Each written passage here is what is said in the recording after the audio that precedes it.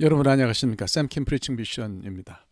오늘 아침 일찍 환자를 한 사람 제가 방문해야 해서 이렇게 다 챙겨 입고 폐찰도 이렇게 걸고 이제 녹화를 마치면 바로 출발하려고 합니다. 오늘은 창세기 19장 26절 한 절 말씀 가지고 생각하도록 그렇게 하겠습니다. 소금 기둥 얘기를 할 거예요. 그래서 제목을 소금이 나쁜 건가 이렇게 잡았습니다. 자, 본문 읽겠습니다. 롯의 아내는 뒤를 돌아다 보았으므로 소금 기둥이 되었더라. 자, 지난 주에 말씀드린 것처럼 소돔과 고모라가 심판을 받았습니다.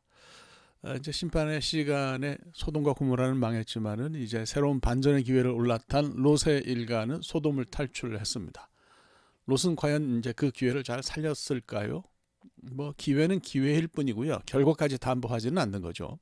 기회가 주어졌을 때 롯이 새롭게 회복되어야 했지만 우리가 익히 잘 아는 대로 결과가 그렇게 신통하지 못했던 것 같습니다.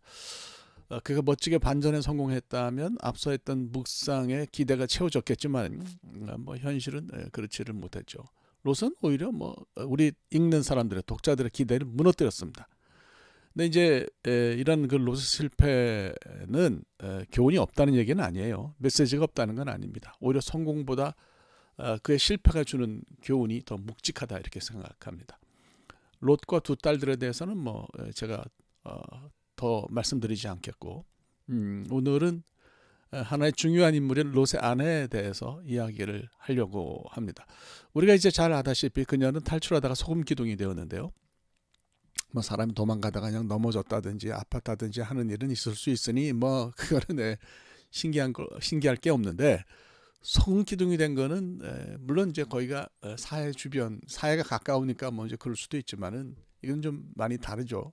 상당히 좀 우리에게는 생뚱맞습니다. 이 낯설음을 어떻게 받아들여야 할 것인지 생각을 해야 할 거라고 봅니다. 본문을 읽을 때 많은 분들이 흔히들 관심을 가지세요. 그녀가 도망치다가 뒤를 돌아본 이유가 뭘까? 이걸 궁금해합니다. 근데 사실 그녀가 뒤를 돌아본 게 이게 중요한 문제인 건가요? 살아가면서 하나님 명령을 불순종하는 것은 사실 롯의 아내만 그런 건 아니에요. 우리는 어떻습니까? 우리 모두가 다 그렇게 살죠.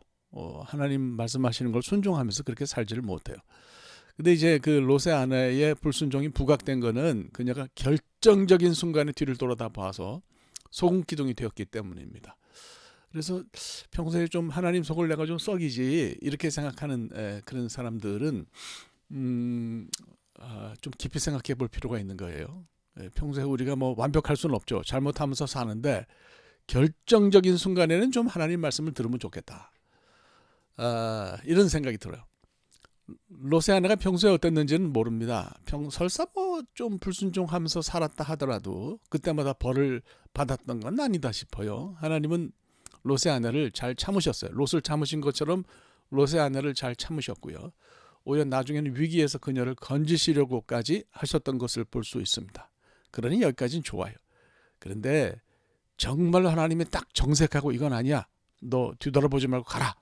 이렇게 말씀하실 때는 달라야죠. 그때는 무조건 말을 들어야 합니다. 그러니까 평상시에는 하나님 말씀을 잔소리로 들을 수도 있어요. 우리가 살면서. 그게 삶의 실제 모습이에요. 뭐 아무리 잘 믿고 제대로 산다 하더라도 그게 삶의 모습인데 적어도 위기의 시간에만큼은 우리가 하나님 음성을 듣고 실행에 옮기는 모습이 있기를 바랍니다. 그래서 결정적인 순간이라도 적어도 정말 이 결정적인 순간이라도 잘하면 소금 기둥이 되는 건 면하지 않겠나 싶네요. 좀 편하게 이야기하면 신앙생활에도 눈치가 필요하다고 봅니다.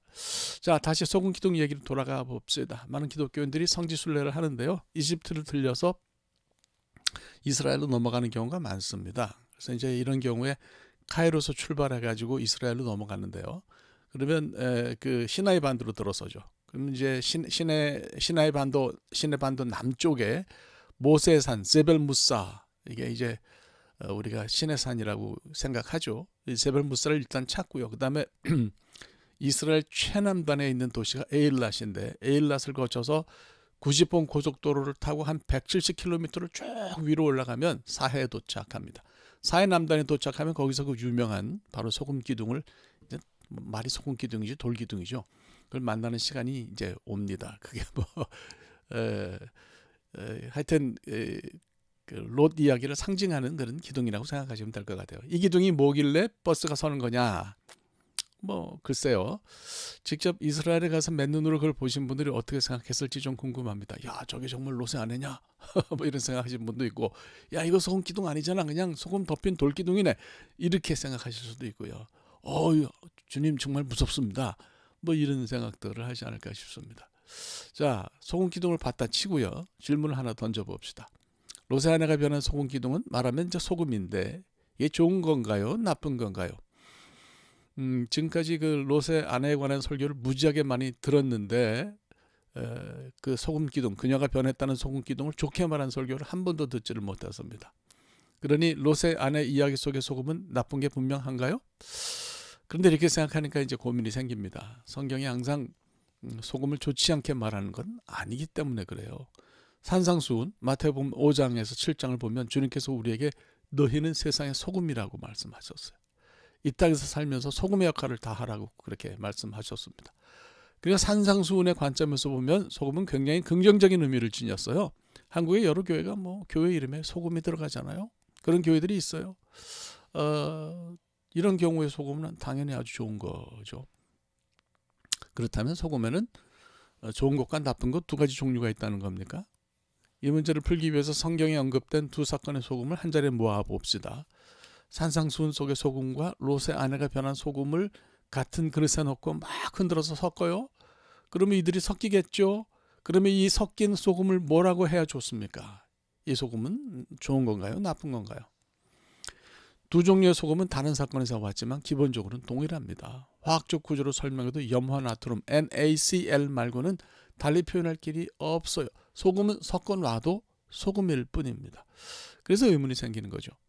도대체 산상수훈에서 우리를 보고 소금이 되라고 한 건 뭐고 롯 이야기 속에서 말 안 듣는 사람을 소금 기둥으로 만든 건 뭐냐 하는 그런 의문이 생기는 거죠. 롯의 아내는 뭐 소금도 아주 뭐 덩어리가 기둥이 됐잖아요. 덩어리가 됐으니까 세상에 소금이 되라는 말씀을 미리 알아서 확실하게 실천한 그런 훌륭한 사람이었던 건가요? 자, 이제 차분히 그 대답을 생각해 보십시다.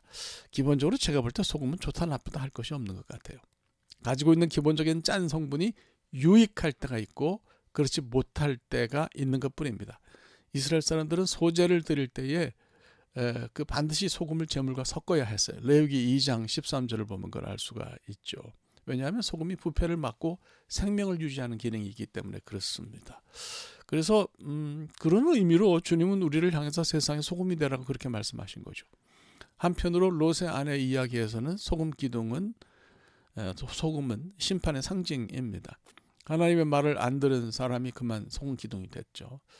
소금이 이제 뭐 심판의 어떤 그 상징으로 쓰인 경우는 성경의 다른 경우도 구약에서 있어요.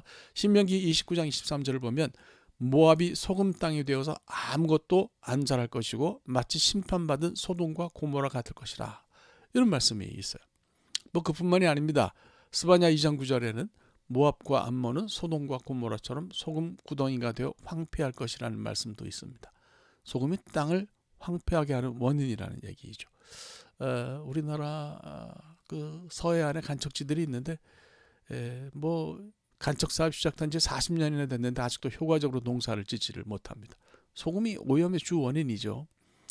제가 아브라함 이야기에서 말씀드렸는데 그렇듯이 그의 일가가 그 하란으로 이주한 것은 바로 메소포타미아 남부의 소금화 때문이었어요. 그러니까 이런 소금은 좋은 게 아닙니다. 성경 안에서 소금에 관한 대조적인 용례를 두 가지를 살펴봤는데요. 세상에 소금이 되라는 말씀과 소금 기둥 이야기를 함께 종합해서 결론을 내리면 어떻게 말씀을 드릴 수 있느냐? 소금의 기능은 원래 중립적인 거다. 이렇게 말씀드리는 게 옳은 것 같습니다. 이것이 맛을 내는 목적이나 부패를 막는 그런 목적으로 쓰이면 굉장히 좋은 것인데 땅을 오염시키는 원인이 되면 심각한 문제를 일으키는 거죠. 주님의 말씀은 긍정적인 소금 기능에 관한 것입니다. 이 선을 넘어가면 오해가 생겨요. 그리고 롯의 아내의 경우에는 당연히 소금의 부정적인 기능이 강조된 것입니다. 결국 소금 자체에 문제가 있는 것이 아니기 때문에 어떻게 쓰이느냐 하는 것이 중요합니다.